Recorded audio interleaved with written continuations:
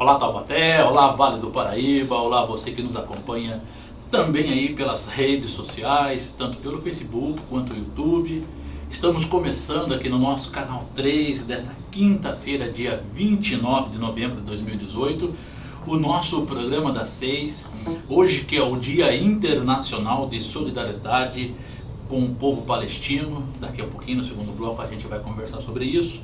Mas antes, aqui no primeiro bloco também tenho convidados que vão estar falando a respeito de um evento que estará acontecendo hoje. Mas eu quero dar um recadinho, antes da gente começar o bate-papo. Neste sábado, entre 11 da manhã e 18 horas, a Casa Mulher e Vida, que é uma importante instituição que temos aqui na nossa cidade de orientação, preservação, informação a respeito do HIV/AIDS, e de acolhimento também à população LGBT. Ela vai estar realizando o primeiro Positividade Cultural, A Casa Mulher e Vida fica ali na Marechal Arthur da Costa e Silva, número 633, é pertinho da Santa Terezinha, só atravessar a calçada com destino ali a Guarda-Mirim, que você vai achar, muito fácil. No sábado, o Positividade Cultural vai ter como serviço, esclarecimento de dúvidas sobre ISTs, terá também orientação e agendamento de testes rápidos de HIV e terá distribuição de preservativo. E tem uma extensa atividade cultural também, envolvendo aí o Maracatu Baque do Vale. Um abraço aí ao mestre Flávio Itajubá, que estamos esperando aqui no nosso programa. Também terá o Rafael Miranda, o MC Rato, que teve aqui no nosso programa também, muito brilhantemente, falando sobre o trabalho dele e outras questões. Terá também a batalha de rappers, chamada Batalha da Colheita. O nosso amigo sambista Rica Araújo estará lá também, junto com o Jongo Crioulo Taubaté. E além disso terão grafites, brechós colaborativos, varal de histórias, e também aí a alimentação com food truck e também água e refrigerante, porque ninguém é de ferro, ainda mais nesse calor que está fazendo em nossa cidade. Então é muito bacana a ação da Casa Mulher e Vida, mais uma, um abraço para a Vera, a presidente, e todos os colaboradores dessa importante entidade de Taubaté. Bom, gente, agora estou recebendo aqui dois maestros, dois regentes, o nosso querido amigo Rogério Brito, ele que é regente da Banda Sinfônica de Taubaté, e agora o Silvaldez Ferreira, que não é meu irmão, nem parente, ou vamos descobrir daqui a pouco, que ele é o regente convidado, da Banda Sinfônica para hoje o concerto que vai ocorrer lá no Via Vale Garden Shop, o concerto de primavera. Então eu quero primeiro boa noite de vocês, boa noite musical. Boa noite a todos os ouvintes, boa noite a todos de Taubaté. É um grande prazer estar aqui, como sempre, Me sinto sempre na minha casa aqui, então gostaria muito de desejar a todos uma boa noite. Boa noite a todos, é um prazer todo meu estar aqui também.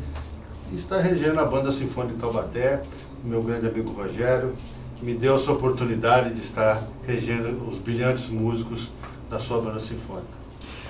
Bom, esse concerto de primavera, como que surgiu esse convite do maestro Rogério para o maestro Silvaldez vir abrilhantar a noite aqui na nossa cidade, e trazer toda a sua experiência e seu currículo nacional e internacional, que eu vi que, gente, olha, são todas essas folhas aqui, viu? Não cabe ainda, Na verdade, o Silvaldez, antes de tudo, nós somos amigos, Somos amigos pessoais de muitos anos já, mas principalmente somos parceiros no trabalho. Ele é um maestro hoje considerado um dos melhores maestros da Banda Sinfônica do Brasil. É um maestro que tem um currículo extremamente positivo em termos dos trabalhos que tem realizado.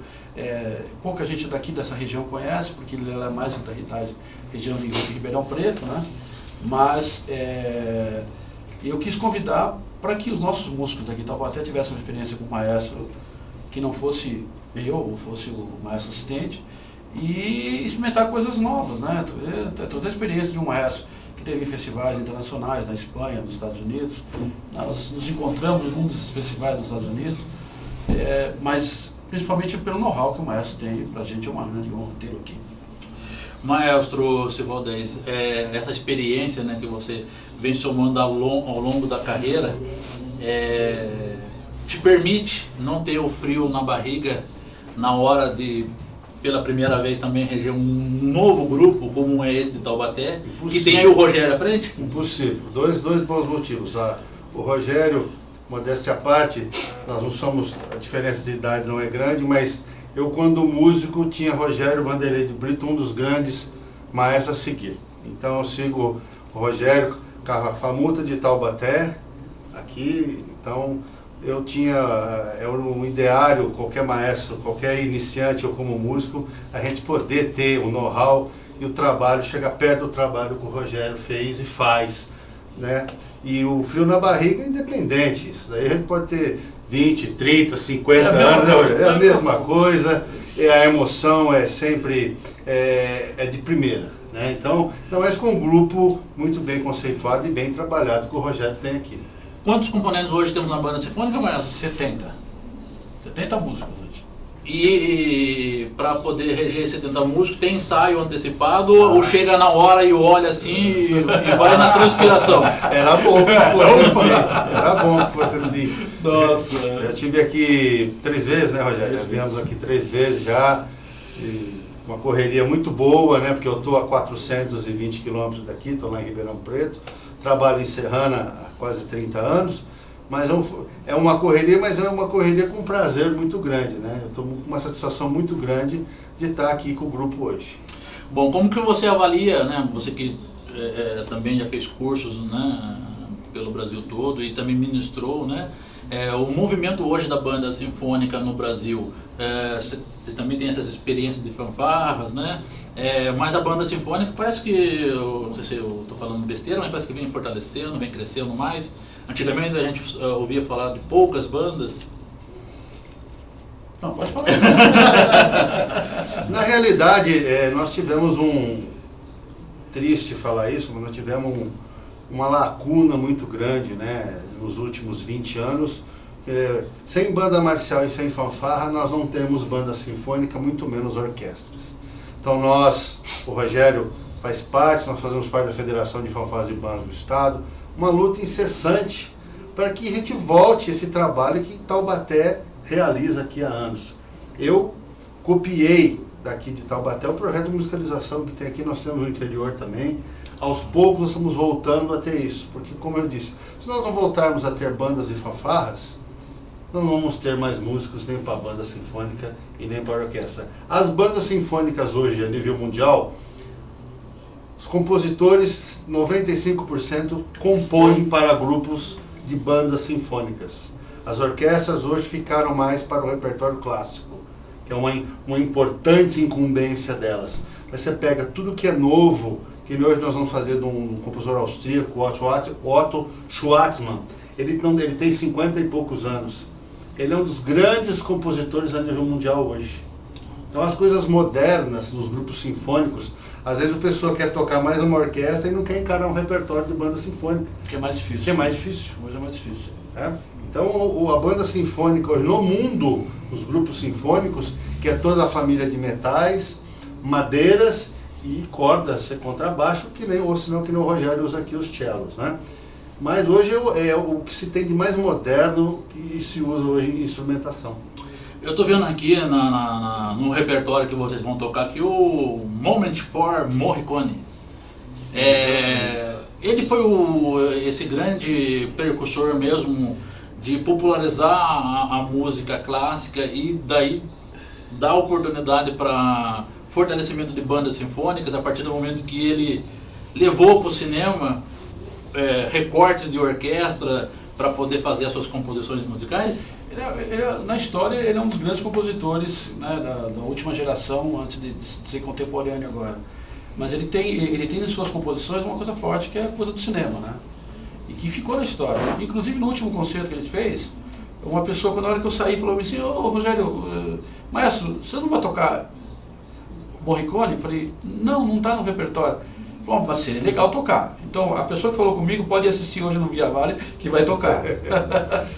Mas ainda a questão de popularizar a ideia clássica, a ideia da composição clássica, é levar a música de cinema para as bandas. E isso as pessoas adoram, que as pessoas escutam as músicas e falam, pô, esse aqui é do filme tal, esse aqui é do filme tal, esse aqui é do filme tal. Isso é muito importante, né? A aproximação as bandas sinfônicas estão mais próximas do público. Né? O tipo de repertório que ela toca sempre é um repertório para cima, né? A maioria das músicas são para cima. E ela tem essa ligação mais contemporânea. Os grandes compositores hoje, modernos, escrevem para a banda sinfônica. Né? Por quê? Porque o resultado é muito legal. Você escutar uma banda sinfônica tocando bem, né? Tocando bem. É muito importante. E o mundo inteiro está fazendo. Então, o que o Sr. Modesto falou é verdade. As orquestras estão indo mais para o repertório mais clássico, tocando até o romantismo, né? Alguma coisa assim. Poucas coisas além disso. E as bandas sinfônicas tocando coisas contemporâneas. Tanto que esse compositor que ele falou está vivo. A gente foi no festival na Midwest, Chicago, a gente viu os compositores assim, conversava com os compositores. Que é muito legal.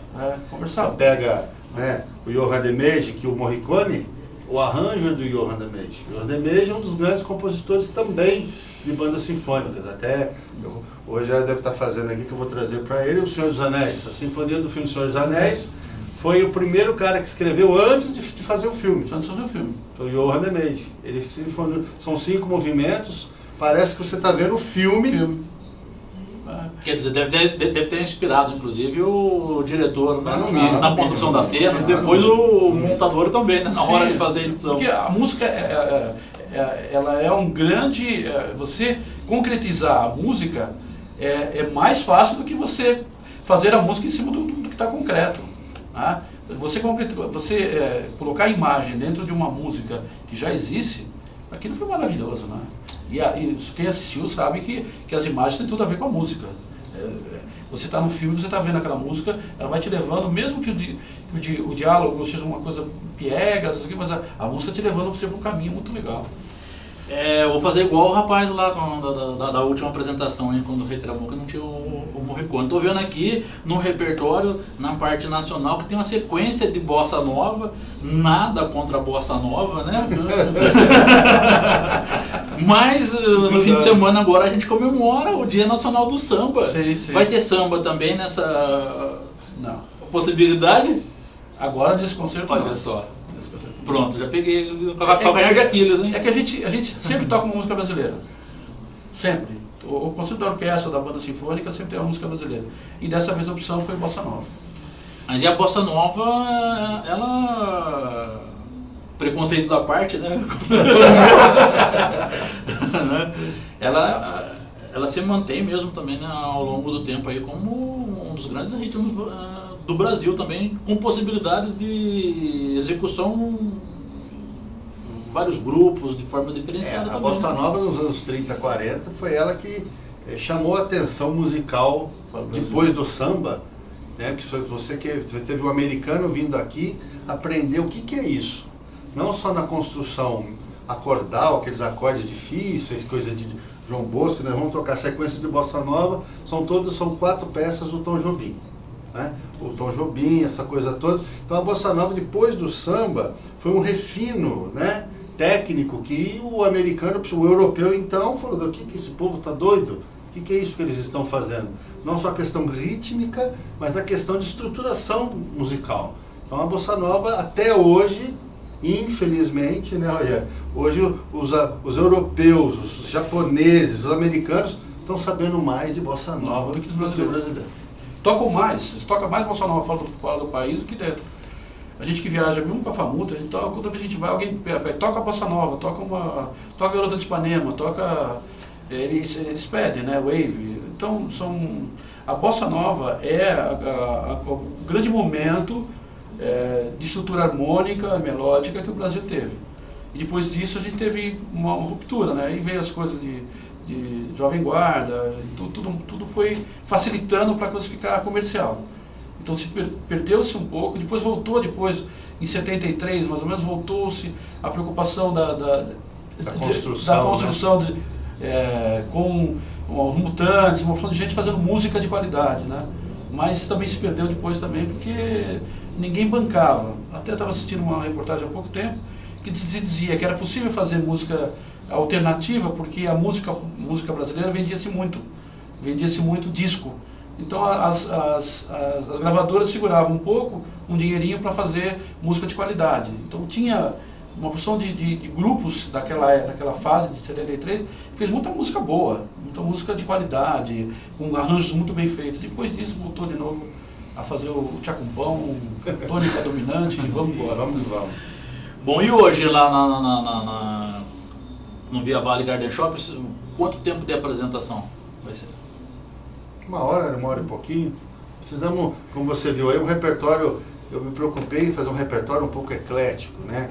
A gente não ficar só em jargões mais tradicionais, mas trazendo um pouquinho, você viu aí, um pouco de rock, uma bossa nova, uma música orquestral, que nem o Otto Schwartzman, né? Que é uma composição bem um pouco contemporânea, para agradar o público em geral. Vai ter um rockão, Scorpions. Scorpions? Né? Scorpions é maravilhoso, o arranjo é maravilhoso. Quem curte rock and roll na veia, né? Vai poder estar lá e... Europe, The Final, Countdown. Hoje, como que está a questão de oportunidade para o músico na banda sinfônica? Não só em Taubaté, mas aí também no Brasil, vocês que também avaliam esse mercado de possibilidades. Estão pagando bem, aí, remunerando bem o músico? Ou está igual a situação que a gente vê da Orquestra Sinfônica Brasileira aí? Não, infelizmente, o governo do estado acabou com a banda sinfônica o ano retrasado. Infelizmente, a gente espera que retome, né, agora com o novo governo, que tenha a sensibilidade de se construir novamente a banda sinfônica do estado, que era uma grande referência. A banda sinfônica do estado era a melhor banda do Brasil. Né, e todo mundo se espelhava na banda sinfônica do estado para fazer as bandas sinfônicas. Ter o que Taubaté tem, ninguém tem. Hoje, municipal, dificilmente alguém tem uma orquestra sinfônica jovem, tem um grupo que tem bolsa, que ajuda. Não tem.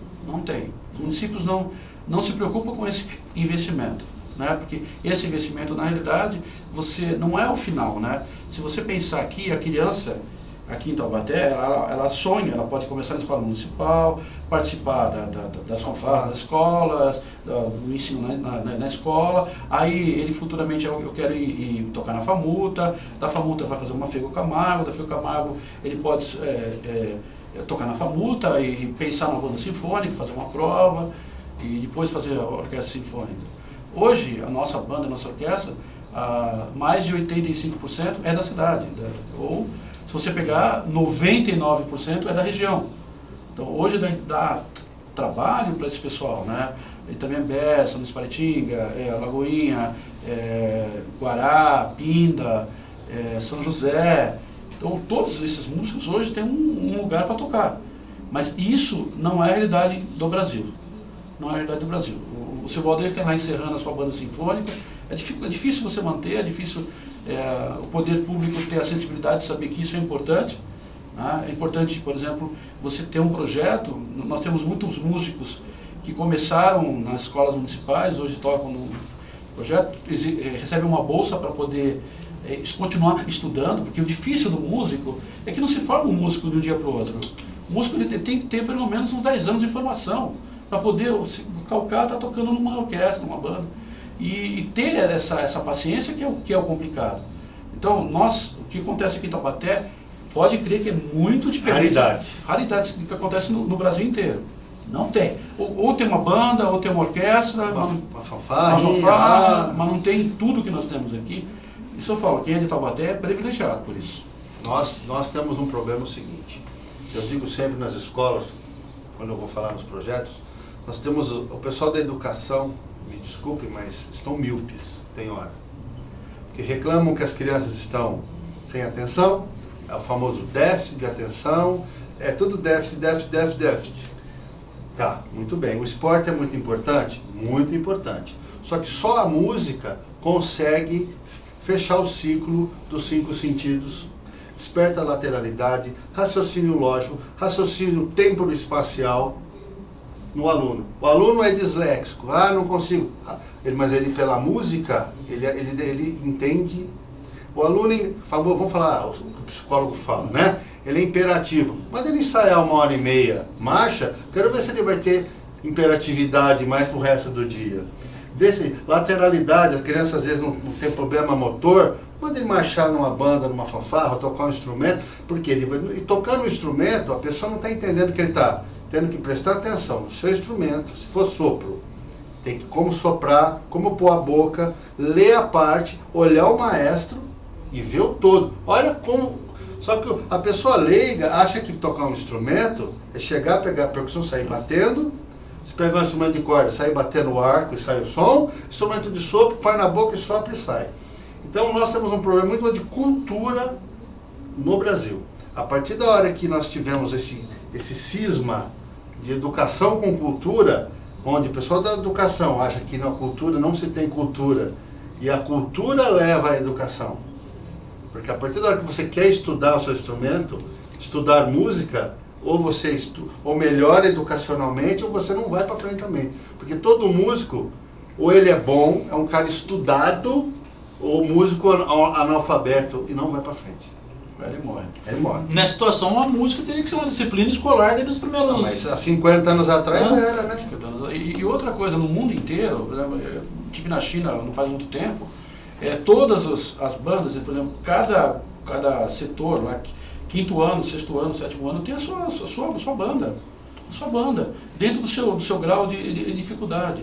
Eu acho que não é só música, eu acho que teatro também, eu acho que artes plásticas também, eu acho que o cara tinha que dançar também, sabe, fazer um movimento no corpo. Todas as atividades artísticas, ela transforma o cidadão. Transforma. Porque ela vai mexer numa parte que as outras atividades não pegam. Isso daí nós não estamos defendendo. Não, isso não foi Silvio Valdez que falou, não foi Rogério que falou. Isso nós estivemos fora do Brasil e nós vemos isso. Por que os Estados Unidos botou no currículo escolar? Porque ele viu que dentro do currículo escolar, no contraturno, que é obrigatório, aqui no Brasil tudo é feio falar que é obrigatório, tem que ser obrigatório. Ou você faz uma atividade extracurricular cultural, ou dança, ou canta, ou qualquer coisa, ou você não passa de ano. Aí você vai para a Europa, mas não é curricular. Não é curricular, mas toda cidadezinha tem um conservatório de graça, que a comunidade banca, e todo mundo vai lá estudar. Então aqui no Brasil desvincular a cultura de ser uma coisa, um processo educacional. Estamos pagando um preço caro. Você falou bem, vai numa escola de 1900, que eu tenho lá no centro de Ribeirão, uma escola que foi inaugurada no SASI 2, chamado Primeiro Grupo. No primeiro andar tem teatro, tem piano, isso em 1902. Hoje não tem mais. Não tem mais nada. E hoje com as coisas muito mais acessíveis, né? Acessível. Você tem um galpão na escola que não tem mais nada. Você não tem... e a não preocupação com a cultura. Que nem hoje. Vai ter uma banda sinfônica tocando, estou falando para todos que estão nos vendo. Então, uma banda sinfônica tocando dentro do shopping, ok? É uma banda sinfônica que foi a melhor do mundo em 2017.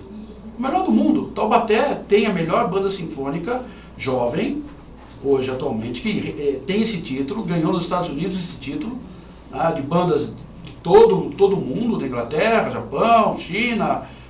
e tem a melhor banda aqui. E as pessoas não vão ver. Perdem essa oportunidade de estar vendo que é dele, que é feita com os impostos que vocês pagam, todos pagam, e é um produto de Taubaté. E as pessoas não se dão luxo de ir. Isso qualquer lugar no mundo estaria lotado, e as pessoas vão assistir. Então, vocês estão nos vendo aí, convido vocês, vão assistir hoje, vale a pena. É de vocês. E é gratuito. Às vezes as pessoas falam, gratuito não é bom. Eu estou falando, pelo contrário. Mas é isso, as pessoas acham. Maestro Silvio Valdez Ferreira, quero agradecer a sua presença no nosso programa. Passa rapidinho minha hora. Passa, né? Maestro Rogério também. E sempre que tiver em Taubaté, não precisa nem mais mandar o WhatsApp pro Rogério, viu? Conversa com ele direto já. Mas traga o Rogério também, viu? Para tomar o café também junto com a gente. Fique à vontade para convidar as pessoas. Como eu disse, eu estou muito lisonjeado, muito emocionado de estar aqui em Taubaté. Então, como o Rogério disse, vocês têm uma banda de excelência, né? E eu ficaria muito lisonjeado em convidá-los a estarem lá hoje, prestigiando não só a mim, mas aos músicos da terra de Taubaté, que, como eu disse anteriormente, Taubaté sempre foi a referência no meio de bandas e fanfarras e projetos de música. O que vocês têm aqui hoje, reforçando o que o Rogério fala, nem o governo do estado está tendo. A partir da hora que acabou com a banda sinfônica, acabou com a banda da RTC, que era outra também, que era a única orquestra que fazia tema de filme. A função dela era temas de filme. E foi acabando. E onde Napoleão disse, né, Rogério? Coloque uma banda na rua e o povo a seguirá, ou para a festa ou para a guerra. Para você ver a importância e como que a música interfere nas pessoas. Mas não tem problema não, Maestro Seu Valdez, que nos próximos filmes que nós produzirmos aqui pelo Coletivo de Cinema da Cidade, nós vamos atrás do Maestro Rogério para fazer com a banda sinfônica a trilha sonora. Será um grande prazer, nossa, seria um prazer enorme. Estou à disposição, e a gente faz mesmo. E eu queria agradecer a TV Cidade por tudo, o carinho que ela tem por mim, pela minha pessoa, e o carinho que ela tem pelo projeto de música aqui da cidade, o apoio que sempre nos deu, tá toda a diretoria. Muito obrigado. Espero vocês daqui a pouco lá no Via Vale. Vão lá, porque vai valer a pena, e aproveitar e fazer uma propaganda. Dia 10 agora, nós vamos ter um grande concerto com todos os grupos musicais. Banda Sinfônica, Orquestra Sinfônica, Famuta, Balizas, Bailarinos, todos os grupos que trabalham dentro do projeto de música vão estar no dia 10, lá no SEDES, no Teatro do SEDES, às 20 horas. Convite aberto a todos vocês, de graça, é 1 quilo de alimento, né, de graça, 1 quilo de alimento para poder ajudar as entidades, não fazer cesta básica para as entidades. Espero vocês lá no dia 10, para ver todos os grupos, vai Famuta, Banda Sinfônica, Orquestra Sinfônica e os grupos. Obrigado. Então, muito obrigado ao Maestro Rogério Brito, muito obrigado ao Maestro Silvio Valdez Ferreira por participar com a gente aqui no nosso primeiro bloco do programa das 6 desta quinta-feira. E quando o Maestro fala quilo de alimento, gente, eu sempre reforço, não vá levar, pelo amor de Deus, sal, né? Sal. Leve aí arroz, feijão, açúcar, pó de café, né? São alimentos mais essenciais do que o sal que tem gente que leva, né? Acaba levando. A gente vai para um rápido intervalo e daqui a pouco a gente volta no nosso segundo bloco.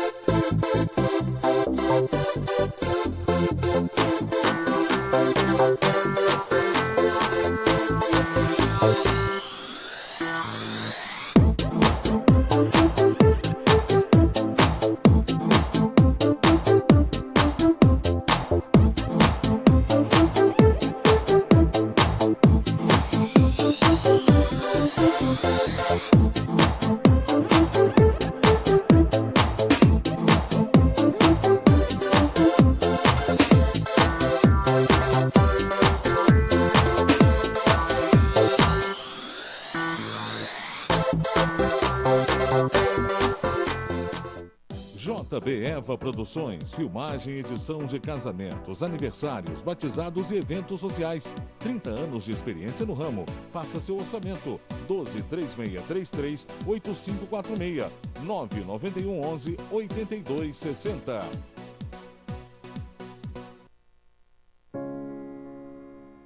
Eu estava lá quando você nasceu. Cuidei do ambiente para você crescer e aprender.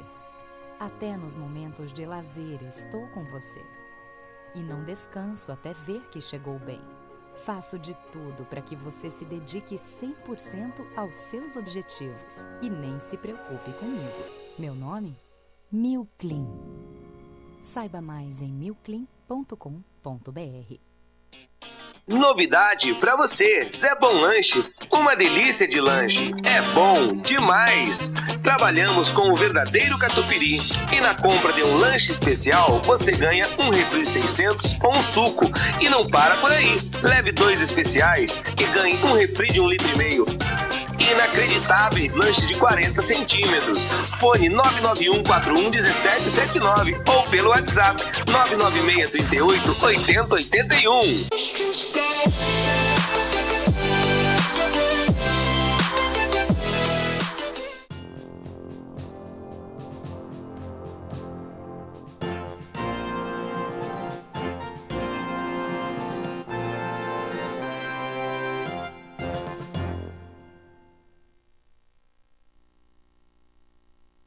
Volta aqui no nosso programa das 6, desta quinta-feira, dia 29 de novembro de 2018.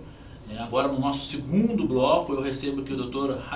Harmad Shehada, ele que é o presidente do Instituto Brasil-Palestina, né, o IBRASPAL, que foi criado há 2 anos aqui no nosso país, né, para trazer, né, à nossa comunidade, ao nosso povo brasileiro, informações, né, a respeito da luta palestina no mundo, né, e hoje instituído, né, o Dia Internacional de Solidariedade com o povo palestino, porque marca aí a data, né, do dia 29 de novembro, né, de 1947, quando a Assembleia Geral das Nações Unidas, presidida por um brasileiro, e como eu falei para o Dr. Hamid aqui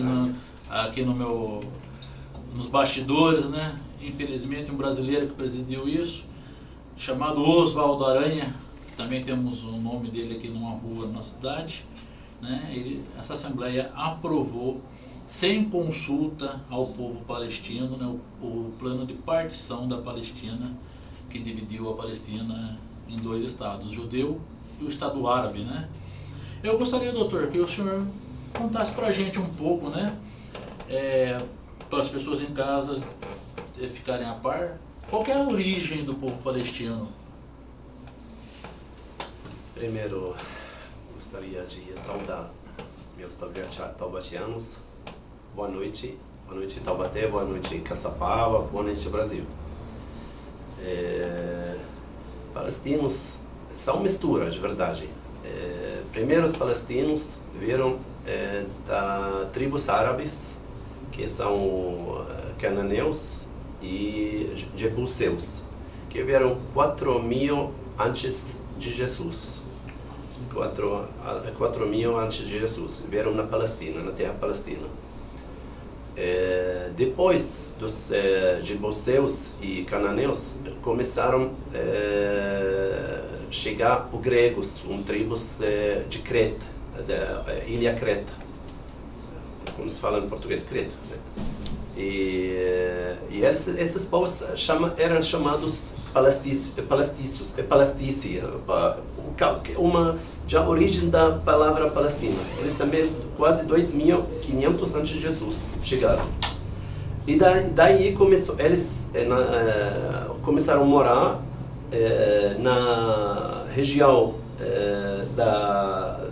perto do mar, como já viram pelo mar da Grécia, em Jaffa, principalmente Jaffa, e Gaza, e na costa de mar. E esse povo sempre misturava, porque a Palestina era sempre invadida durante essa longa história. Mas palestinos sempre ficaram aí. E esse povo original da Palestina, que ficou primeiro, que até uns estudos falam que há mais de 8.000 anos, porque a cidade de Jericó, mais de 8.000 anos existe ali, que também foi fundada pelos cananeus. E essa cidade existe.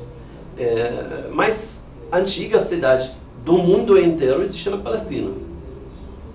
Então esse povo já existiu lá na Palestina, mas ele se misturou. Até a origem palestinos de hoje em dia, a gente não exclui filhos do Israel. que é israelitas, filhos de Jacó. Porque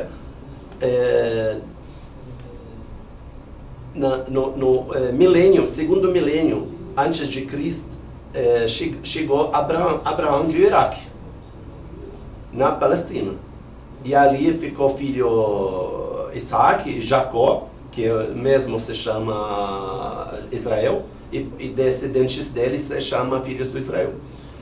Então a gente pode dizer que em algum momento da história, palestinos e israelenses já tiveram alguma convivência mais harmônica do que tem hoje? Até podemos considerar irmãos? Agora tem diferença que é israelense e israelita.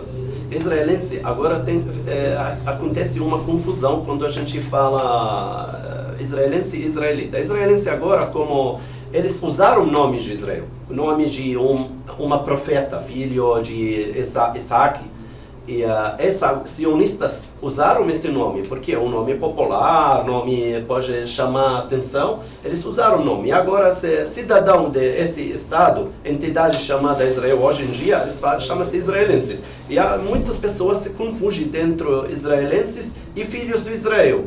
E principalmente nossos irmãos evangélicos aqui, que apoiam cidadãos do Estado de Israel, achando que eles são filhos do Israel. Filhos do Israel estão filhos de Jacó. Quando chegou Jesus, ele também era descendente do Jacó, filhos de Israel, Jesus. A maioria dos israelenses seguiram Jesus e não são mais judeus, eles são cristãos. Antes de 1400 anos, quando chegou o Islã na Palestina, que era a maioria absoluta na Palestina era cristãos, a maioria deles viraram muçulmanos, mas até hoje, permanente, quase 20% dos palestinos são cristãos. E manter na sua religião, a maioria são ortodoxos e católicos.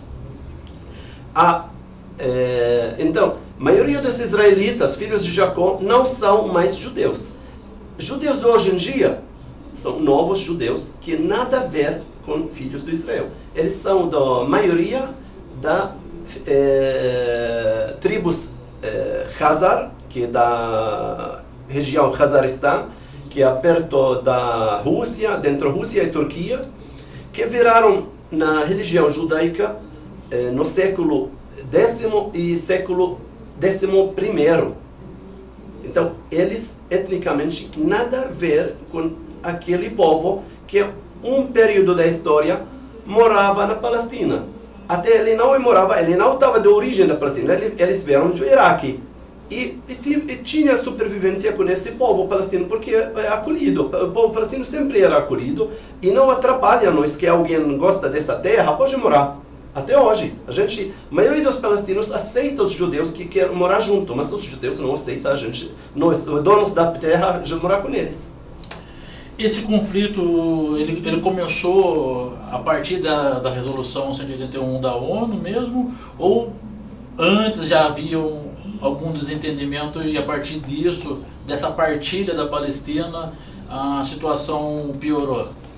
De verdade, a tendência dos sionistas e o problema começaram desde a fundação esse movimento sionismo, ao fim do século XIX, 1887, na Suíça. E eles já tinham a ideia, vamos fazer um Estado para os judeus do mundo. E não era decidido que era a Palestina. Era uma opção Uganda, outra opção era a Argentina, e uma Palestina só uma opção. E esse projeto deles não achou muita recepção dentro dos judeus. E tentaram, pagaram dinheiro, incentivaram os judeus a mudar para a Palestina. Eles não conseguiram até o comecinho do século XX. Era quase 20 mil, eu tenho até estatística quanto da cada imigração, quando eles conseguiram, mas não conseguiram até 50 mil, até no começo antes Guerra Mundial Primeira, não era ainda 50 mil judeus na Palestina inteira, até o fim da Guerra Mundial Primeira. E tentaram, mas não... começou ao fim, em 1902, eu lembro que tinha só 15 mil judeus, e que a maioria era da Romênia e da Rússia, que vieram. E a Palestina não atrapalhou, 15 mil que vai vir aqui morar, não atrapalha, como o Brasil agora acolhido. Quem quer migrar aqui, quem não interfere com minha vida, seja bem-vindo, que vai trabalhar. E a gente achava que é assim. E eles planejaram, usaram a derrota da Turquia, que governava a Palestina na Guerra Mundial Primeira, e a Inglaterra tomou controle na Palestina e ganhou um mandato para governar a Palestina como um Estado chamado Palestina, com bandeira da Palestina, com hino da Palestina, com passaporte da Palestina. Ela não anexiou como a Inglaterra, ficou com a moeda palestina também. E até com obrigação proteger essa terra e possibilitar esse povo para criar seu Estado. Em lugar disso, eles desarmaram a Palestina, que quase não tinha armas nada, mas desarmaram isso, que tinha muito pouco. Começaram a trazer os judeus do mundo inteiro. Em 1917, também em novembro, 2 de novembro, o Arthur Balfour, que era ministro das Relações Exteriores da Inglaterra, ele deu a declaração famosa, a declaração de Balfour, que vai dar uma pátria para judeus na Palestina. Não deu no país dele, deu no outro país do outro povo, como se fosse esse país sem povo. E aí, então, claro que os palestinos recusaram isso. Tinha ciclos de revoluções contra ingleses, muitos martírios que caíram,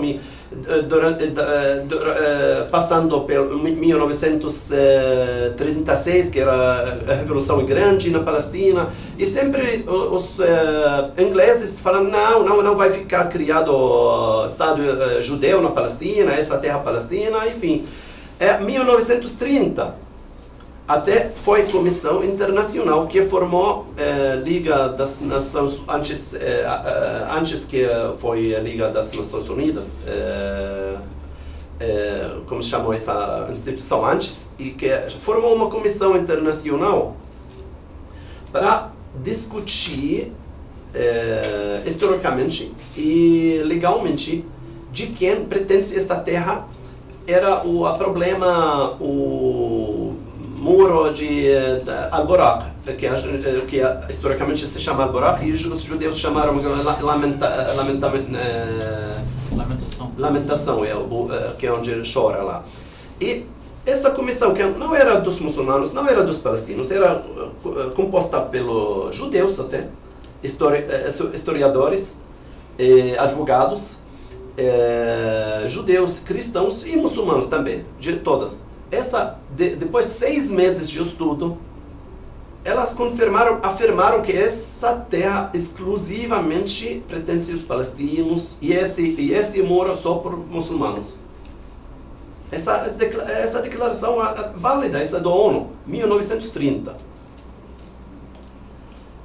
17 anos depois mudaram tudo, né? Aí, de 1947, como você já falou, foi a resolução 181, 29 de novembro, que é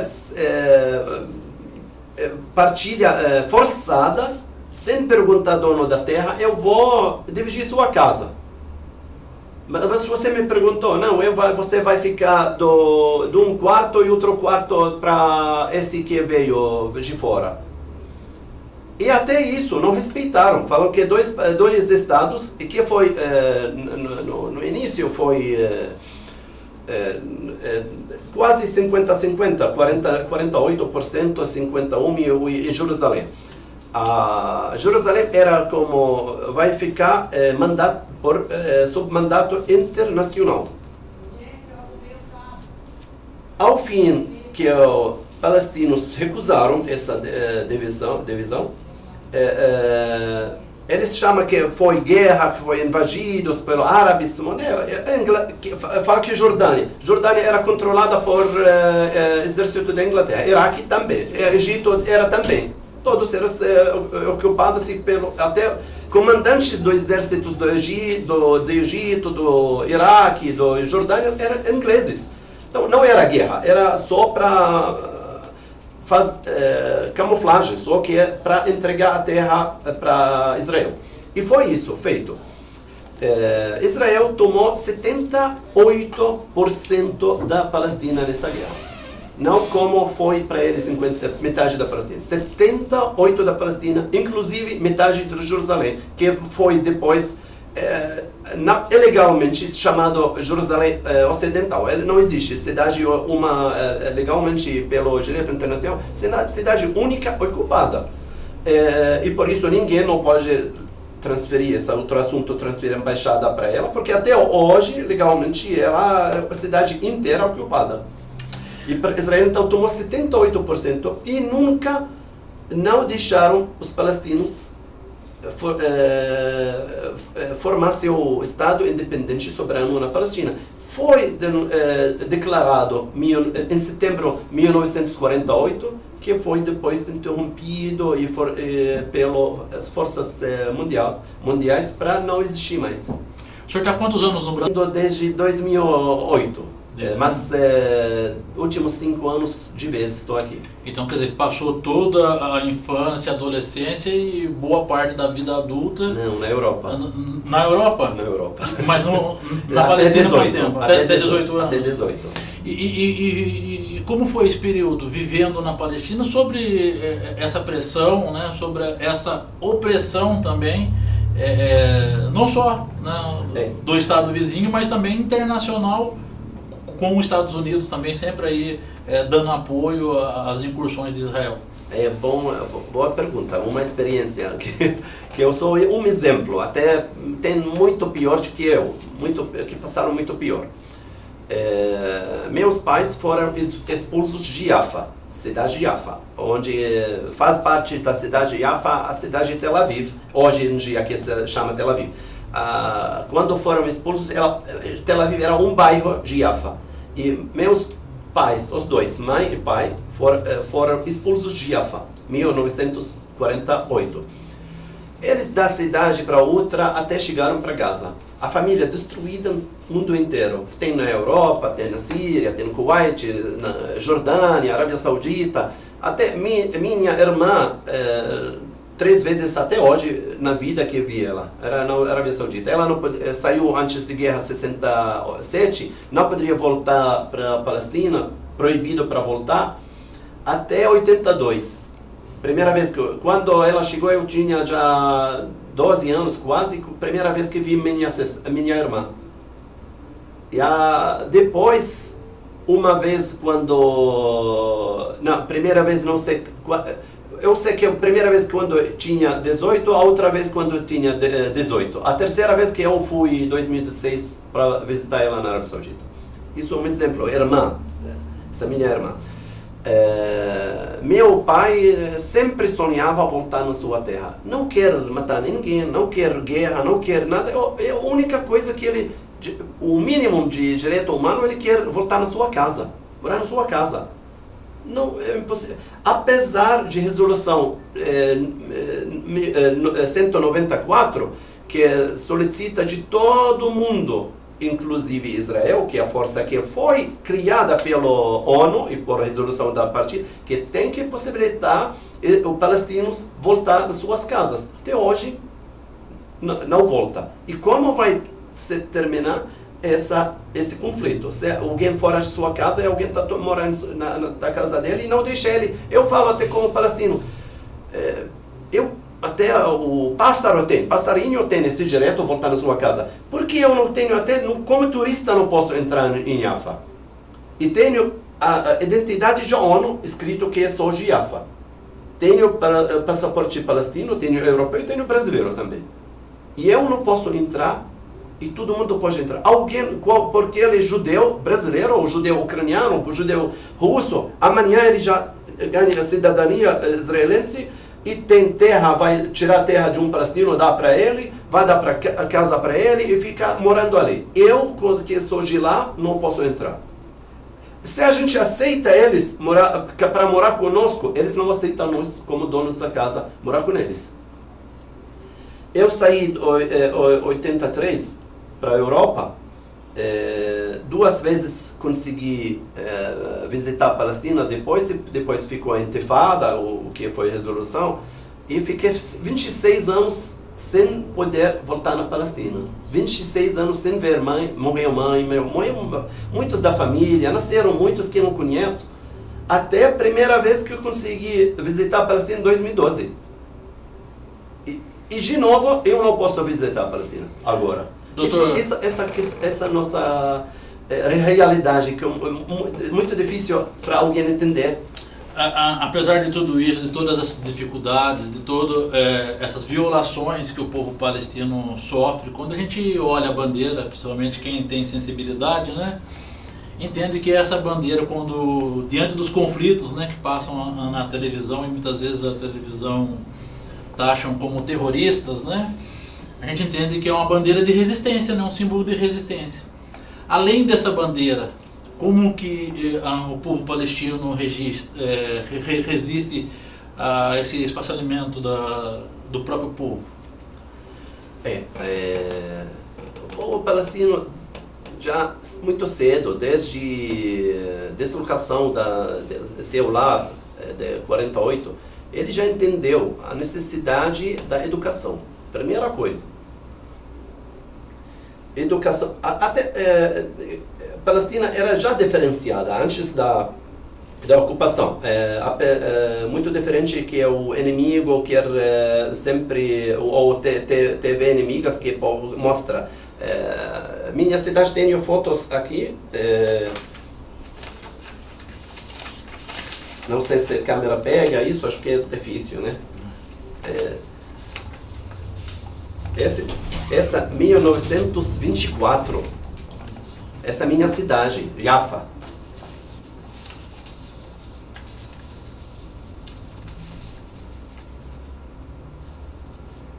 Não era mais nada atrasado de qualquer cidade europeia ocidental. Essa é Jaffa, 1924. Aqui o Haifa também. Cidade moderna, todas... Você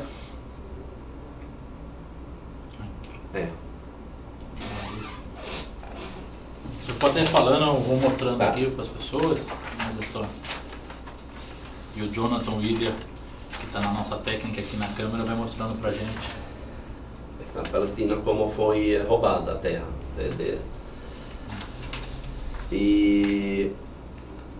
Então, a Palestina já tinha teatros, antes disso, carros, indústrias, turismo, aeroportos, tudo antes de que Israel foi criado.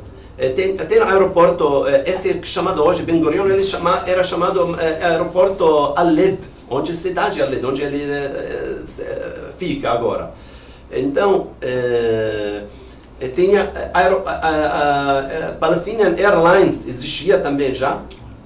Muitas pessoas não sabem disso. E agora, continuar palestinos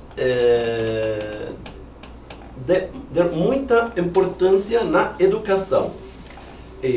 Com a educação, eles se adaptaram. Eles já entenderam que é a luta longa e precisa se adaptar. Melhor exemplo temos Gaza hoje em dia. Gaza com bloqueio, com cerco, que não pode entrar, acho que pássaro você pode entrar e sair. Ninguém não deixa nem pelo mar, nem pelo ar, nem pela fronteira. E mais de 170 artigos, vários que isso não pode, esse leite não pode entrar, esse não pode entrar, esse pode ficar dobro, pode se usar para isso, esse pode ser, então não pode. Lista muito gigante que coisas que não pode entrar e que entra só pelo controle do exército de Israel. Então, em Gaza hoje em dia tem mais de 8 universidades. Em Gaza. Tem 2 faculdades da medicina. 2 faculdades da medicina. Odontologia, engenharia civil. Tem tudo em Gaza. Tem inovações com patentes, já faz. E além disso, tem até na defesa. A gente sabe, testemunhos que Gaza agora sabe se defender. Não pode fazer ataque, porque tem armas primitivas que faz lá em Gaza tudo. Ninguém não dá para eles armas, não tem como. Mas eles sabem se defender para deixar o inimigo agressor pensar que não vai ficar um passeio quando entrar em Gaza. Ele vai fazer muitas vítimas dentro dos civis lá, e ele depois ele fala, mas esses terroristas, ele chama que aquele que defende seu povo que é terrorista, mas eles lá ficam dentro das civis. Onde vão? Não tem lugar onde eles ficam. Essa toda a cidade é cercada e não tem território. Gaza é espaço muito pequeno, e ali eles não atacam ninguém, eles só se defendem. Então, no todo meio, eles se adaptaram com essa vida. Luta com folclore, luta com música, com poesia, luta com escritura, luta com pintura. E graças a Deus que é muito rica a vida cultural, a culinária palestina, tudo é rico, a vida cultural palestina. Há 2 anos o senhor assumiu aí a responsabilidade, né, à frente do Instituto Brasil-Palestina, procurando trazer, né, toda essa cultura, toda essa riqueza da cultura palestina, do povo palestino para a gente, né? Como que tem sido aceito junto à nossa comunidade brasileira? Tem enfrentado barreiras também aqui? Brasileiros são receptivos. Eu de coração, sempre, primeira vez que eu veio para o Brasil, eu amei o Brasil, amei o povo brasileiro. Brasileiros são tolerantes. E gosta de... Tem muitos também brasileiros aqui de origem árabe. E tem muitos de origem palestina, não sei, todo mundo era chamado turco, mas milhões que é aqui da origem árabe, brasileiros. Mas apesar não ser da origem, brasileiros em geral gostam da Palestina e apoiam a Palestina. Agora, hoje em dia, que alguém contraria o gosto de brasileiro, o moral de brasileiro, tolerância de brasileiro e a fé até do brasileiro, que apoiava justiça e humanidade, agora acho que é muito estranho isso para o Brasil. Eu não gostaria, porque pouco tempo que falta para terminar. Pode ir mais 2 minutinhos aí para a gente poder terminar. Isso, tranquilo. Então, brasileiros receptivos, que no Instituto quase todos são brasileiros que trabalham nessa questão. E temos amigos em todos os partidos.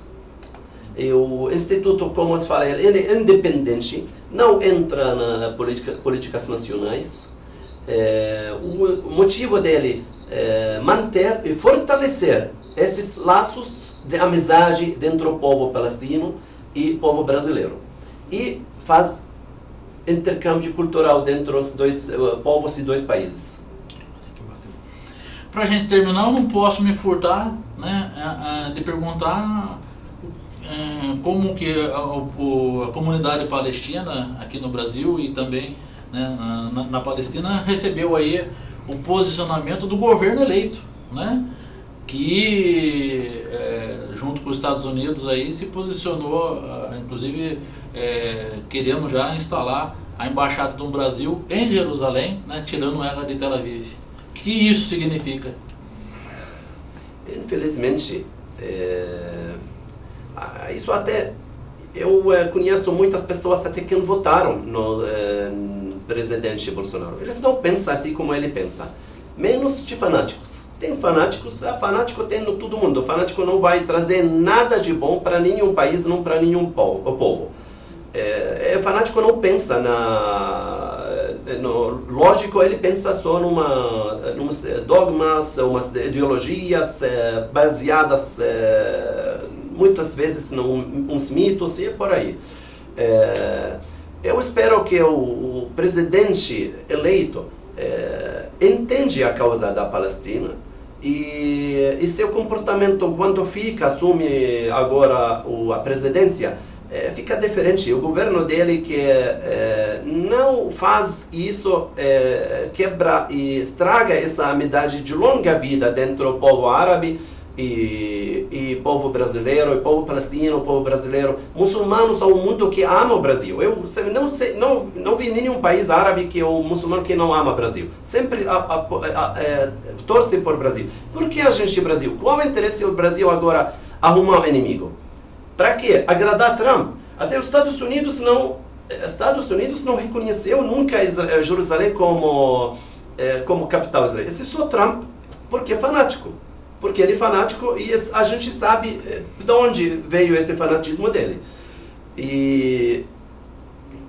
Então, essa política, essas declarações são contramão ao interesse do Brasil, ao direito internacional, às resoluções da ONU. E ele, quando fala ainda mais absurdo, palestinos não são nação. Então, o que? Até Netanyahu não falou isso. Judeus sempre falam palestinos. Não é país. Então, a declaração de partilha, ela chama partilha da Palestina, como não país. 139 países hoje reconhecem Palestina, dentro de 193.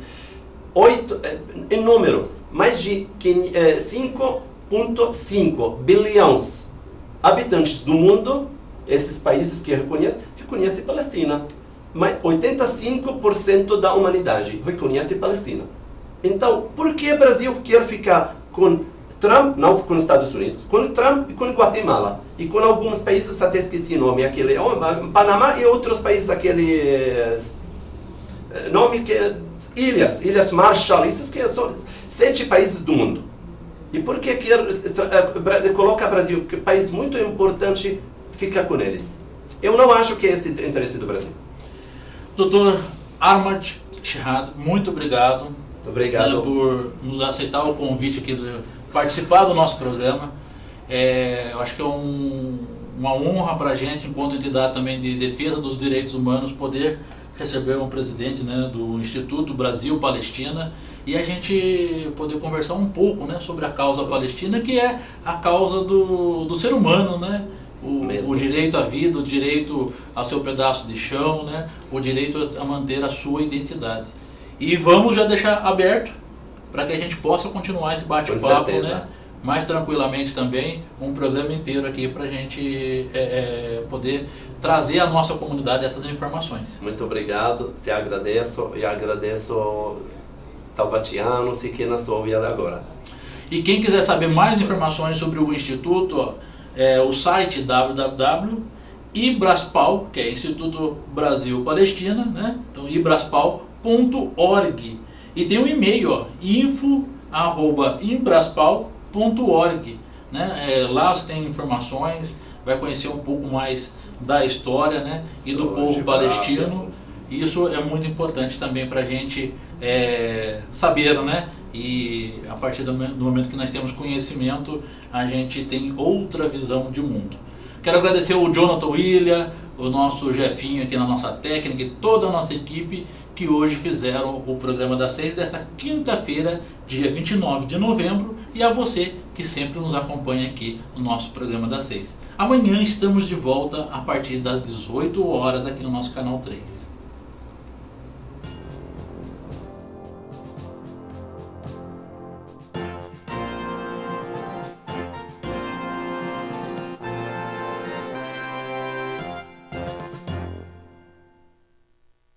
Stop.